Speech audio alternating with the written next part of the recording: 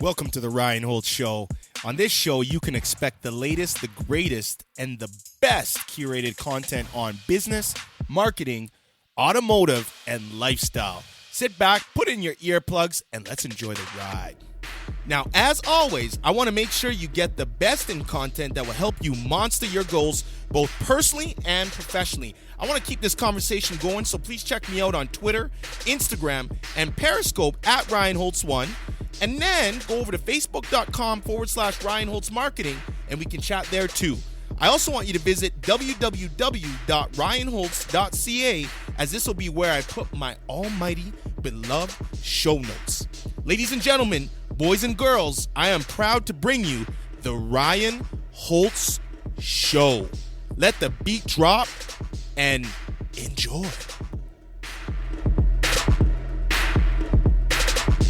Welcome to episode 8 of the Ryan Holtz Show. Wow, jam-packed episode. We got all kinds of funky topics that's going to be going down. But right now, I'm actually at my place in BC and just looking out the window, looking up at the mountains, looking at the trees, you know, the white snow, the clear air. And I mean, it really sets the tone for life and you know, the simplicity of life and that we really don't need to hoard this much. We just need to keep it simple, keep it fun, keep it right, keep it tight, keep it, you know, boom, and nice and bright. You know, that's my haiku or poem, whatever you want to call that. So episode 8 of the Ryan Holtz Show. First off, I've been extremely busy, so, you know, these episodes have been coming out a little choppy in terms of my distribution, but I've just been too busy. And, you know, when I'm not busy, I want to spend the time with the fam. So everybody's doing good on my end. Son, wife, doggy, everybody's doing good. So I hope your family's doing good. From my family to yours, wishing you nothing but the best in 2017. So today we're going to talk about the importance of taking care of your feet. I'm going to lean more so on the female side of this perspective. And we're also going to be talking about event marketing.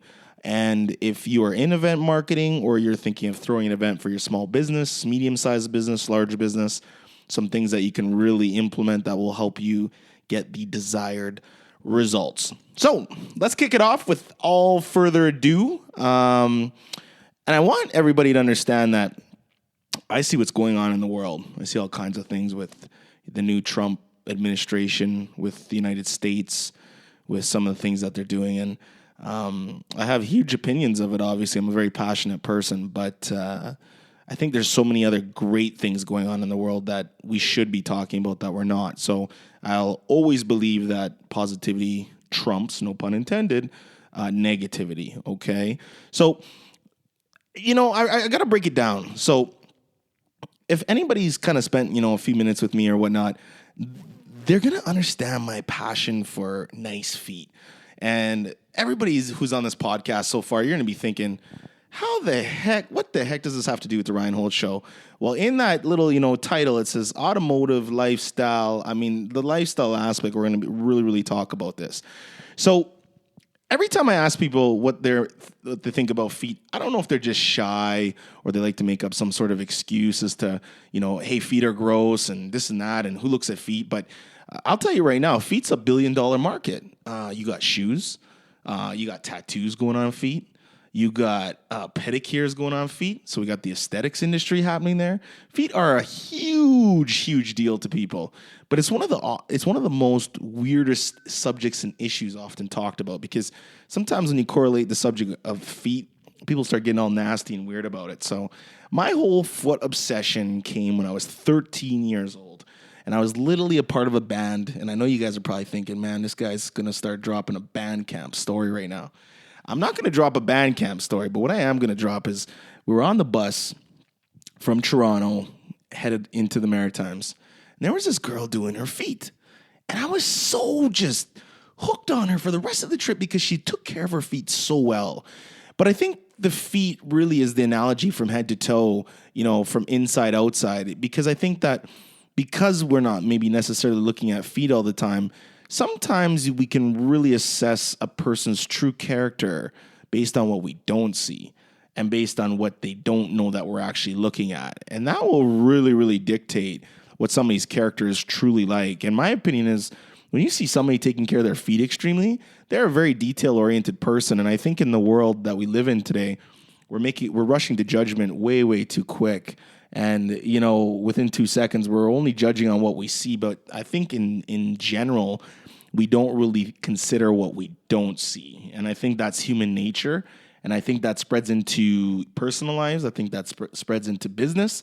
I think that spreads into our entire interactions with one another humans is we just jump to what we see. So for me, the foot thing has always been a way of me deciphering somebody's character. And I will bring it up with a complete stranger and say, damn. Is that a grenade that you got underneath your ankle there? You bought some nice shoes, but your feet are a mess. It's like 10 grenades happening if you're blessed with 10 toes. But I'm the first to comment if somebody has nice feet. And again, guys, simplicity, wash your feet, you just basic. But when I see women and they don't take care of their feet and they're spending like $200, $300, $400 on nice stilettos, it's like moving into a nice home and then treating the home like crap. So you bought these nice pair of shoes and then you're sliding the grenades into them. And I think that it's so wrong. And I've watched lots of interviews from shoe designers, including Jimmy Choo, and the way they talked about how they come up with the concept of designing the shoes and what the shoes really mean. But if people actually take a hard look and say to yourself, what do feet mean to me, and what is my perspective of feet? So I started this little VIF club. So it's a very important feet club. So periodically, I literally get people sending me, and not guys, because I think guys would just be like, yo, this is weird. And I totally agree with that. But I get so many females that like send me pictures of like fresh pedicures and feet, and they'll tell me about why they did this and why they did that and what that tattoo means. And it's interesting because it's like this vulnerable topic that's never talked about, but is extremely popular. And you're spending a lot of money on it. So if I owned a company and it was related to feet, my number one thing I would start doing is bringing awareness and start talking about it, because people are spending zillions of dollars on shoes. They're spending zillions of dollars on tattoos, spending zillions of dollars on jewelry. And according to them, we don't even look at this. So why are we spending so much money on it? And I always kind of say, what does that mean? So from head to toe, from the feet up, however you want to describe it, I want you to send me a message, be on Instagram, Snapchat, Facebook, whatever. Tell me what you think about feet. You can shoot me an email to info@ryanholtz.ca. Give me your opinion of it. If you think it's completely crazy, totally cool with that. But I'm excited for your feedback. A little bit of update on the show. 7 episodes in. This is number 8. Approaching that 20,000, over 20,000 downloads officially now. So it's been really, really good. I've gotten several messages. I think when I started the podcast, the whole goal was to have the podcast be completely authentic, non-scripted, and just kind of my little talking point to get a lot of my ideas and thoughts out of my head and into a platform or a vehicle that really I don't care what the end of the vehicle, where the vehicle's going. It's just the fact that it's my vehicle to express how I feel, both personally and professionally, in a fun way, but then also interact with people. So, the feedback I've gotten on the podcast has been absolutely humbling in the sense that I didn't really think anybody would listen to it, and I didn't really care if anybody listened to it, to be honest. It's just a means to communicate. But I've literally had messages from people as far as China. I mean, if you got iTunes or Google Play, you could be anywhere in this world right now if you got an internet connection. And I think there's something extremely special about that. So, with all due respect, that's my opinion of feet. And I'm telling you, I'm on to something with this thing, and I'm going to figure it out. I'm going to figure out how to market this concept I have in my head and try to get it out to make sense, but not be weird and creepy, but still get to the core of what I want to, do with it. And it's on my side project. Okay. So what's been going on with Ryan Holtz Marketing Consulting and Training? We've been doing lots of event marketing. We've done 2 full RV trade shows in Toronto, which is a huge market. Both of them have garnered over 30% increase in foot traffic and almost 45% 40%, I guess you could say, increase in sales on one of them. And it's really interesting because, again, RV industry is, a good 10 years behind automotive, 15 maybe. But, the buyer is right there using the internet, using digital to figure out, do they want that fifth wheel? Do they want the trailer? Do they want the motorhome? And they're coming out in droves to the RV shows to buy. And again, I wanted to talk about event marketing a bit. I think that if you're in the event industry, event marketing, event coordinator, and you're trying to get more feet, no pun intended, more foot traffic into your event, you got to be into the digital space. You got to be using Facebook. You got to be using Instagram.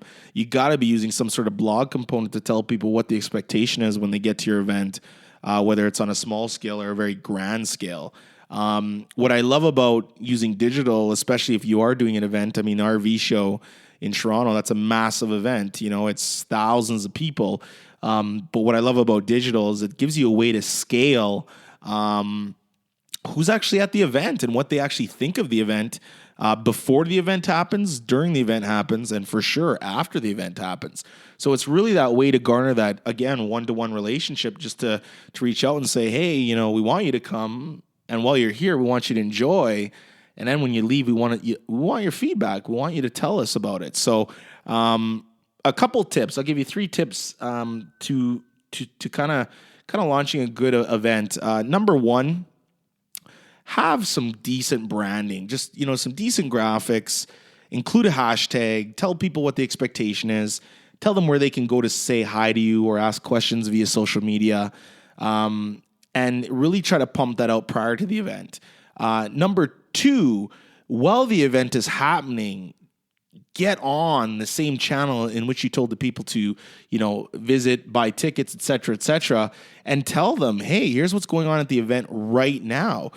Geo-targeting, to have an ad or a piece of dialogue or advertisement or just a simple message to show up on people's phones while they're at your event. That's powerful.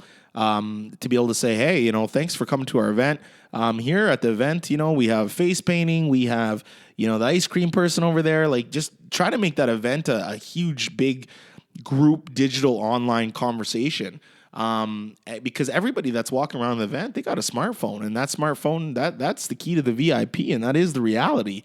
Number 3, after the event is done, go back into the digital. So the, Facebook, the Twitter, the Instagram, wherever you told those people to originally go through and look at those comments, reply to those comments, try to get engagement from people to give the feedback, so that you can, use the feedback to really, sharpen the event up for the next one, or take it as good constructive criticism to see how you can improve. With digital nowadays, it's hard to get people at your event because, they can buy so much online. They can do so much of the research online. To get that person literally flesh to flesh in front of your face in 2017, it's a lot tougher because most people are just simply saying, well, why can't we achieve the same goal online? And, rightfully so. So I think that's something to really make note of and really kind of use into your toolbox. So yeah, again, if you are, hosting an event, planning an event, marketing an event, digital, social media, that's your friend. And that's huge. So, a question I did get, since we last did one of these podcasts was, and it's actually it was kind of a deep question, a very simple question, but a great question. It was, why are you doing a podcast and how does that make you money? And I thought this was a great question because it's like, interesting. Why are you doing a podcast and how does it make you money? And everybody's always saying, what's ROI? What's the return on the investment to spend the time producing a podcast, paying for the hosting of it, uploading it, and virtually maybe getting nothing from it? What's the return on investment? The return on investment is huge because it's having the self-awareness and mindfulness to understand that people don't want to see an ad. I'm sorry. In 2017, we do not wake up, get on the toilet, grab our phones, and if anybody's listening to this podcast and they say they've never used their smartphone on the toilet, you're a bloody liar, and your integrity's already shot, and your feet are probably grenades anyway. But if you're going to lie, you know you're lying. But if you're going to be truthful, you know you've used your smartphone at least once on the toilet. So you never wake up on a Monday and say, oh my goodness, I'm so happy to see your ad. I just want to see so many advertisements. I want to see everything come through my news feed. I just want little banner ads popping up when I'm trying to use those free apps that are $1.99, that I'll never pay the $1.99 to remove the ads because I'm so cheap and I don't want to pay the $1.99. So I'll keep clicking the little X. Nobody wants to see an ad. So that's an interesting point. And I would love you to negotiate with me on that. And people will, oh, I remember that commercial. I remember these ads. It was so cute. It wasn't an actual advertisement saying, come buy my product or service. Maybe it was like a nice, cute little kitten or a cute little baby or a cute little something. That's why you love the actual advertisement or the piece of content that you actually seen. But nobody likes an ad. So if you're a business owner, how do you actually get your product or service out there if nobody actually wants to see an advertisement? Well, 2017, baby, we call this content marketing. We call this inbound marketing, meaning if I put out a quick little podcast and somebody hears it, that is my advertisement. I don't want to annoy you and say, here's the services that I do. You know how to find me. You can Google my name. But I know that now I am starting to build some sort of trust with you, which I call the trust cycle. Inbound marketing is beautiful because if somebody does want your product or service, they know where to find you, but you also got to be top of mind and presence of mind. And you also have to have a little bit of that, leadership / influencer / brand equity / somebody who's got authority, somebody who you say, they're very, very well respected in their field. They're giving out great content, coming across as somebody who's polished and really, really, has taken the extra steps in their craft to really stand out from their competitors. So the podcast, how does the podcast make me money?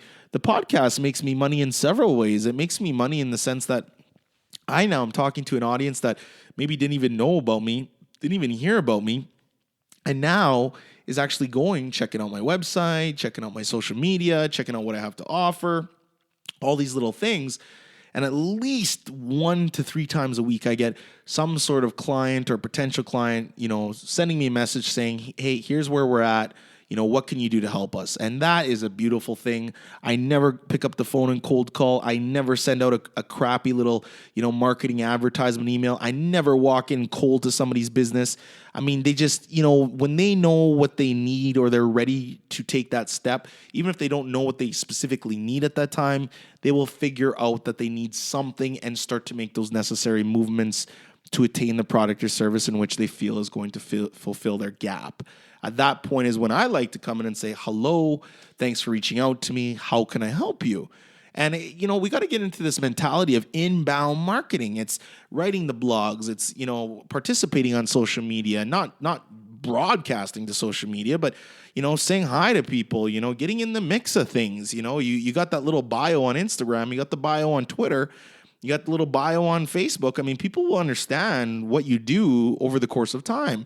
So if you're somebody that comes into the cocktail party, wants to hand out 150,000 business cards and be that person with some probably interesting feet, wow, I mean, damn, I just don't think it's going to jive for you that much. So this podcast is just another tool in my hello marketing, hello, my name is Ryan, greeting sales kit. Because I don't want it to annoy you. I just simply want to build a relationship with you and use this podcast as a way to do that. And it's been phenomenal so far. And I'm very, very happy that I've actually launched it. I should be putting out more episodes. But again, sometimes time is time. So when I have a little bit of time, I'll put out an episode. But man, the feedback has been fantastic. So and anybody out there who's thinking of a channel to really talk on, if maybe writing is not your thing, writing is not my thing, but I blog. But my grammar is horrible. But I get the concept out there. I get the idea out there. Podcasting is fantastic, though. I really, really like it. I'm literally sitting at my home in BC, looking out at the mountainscape, looking at a squirrel going up and down the tree right now. It's beautiful. It's sexy. It's serene. I just love it. So, we're at about 20 minutes, 8 seconds of this podcast. I'm going to try to keep them within those 20-minute, 20 to 30-minute intervals. But I wanted to talk about event marketing, feet. And please, when you're listening to this, I want you to send me a message, info@ryanholtz.ca or @ryanholtz1 on Twitter, Snapchat, Instagram, and tell me what you think about feet. And if you feel that feet are irrelevant or you think I have a point. If you completely disagree with me, I want you to send me a message and tell me that too, because I love those, because that's great. I want to know why you disagree, because I just want to have a conversation about it, okay? At the end of the day, I hope that you guys are all thriving. You guys are all surviving. You're putting out good vibes into the world. You're having fun, and you got that goal, and you got that your eye on the prize, and you are taking no prisoners on your route to success. On behalf of myself and my family, I am totally cheering you on. But that's going to conclude episode 8. It has been fantastic. Again, if you have enjoyed this episode, I would love you to rate it on iTunes and Google Play Store. Also visit ryanholtz.ca and come say hi to me on social media @ryanholtz1 on Periscope, Instagram, Snapchat, Twitter, and you know what time it is, baby. Keep them feet good, keep it tight, keep it right, keep it light, and keep it marvelous and bright. Over and out. Boom.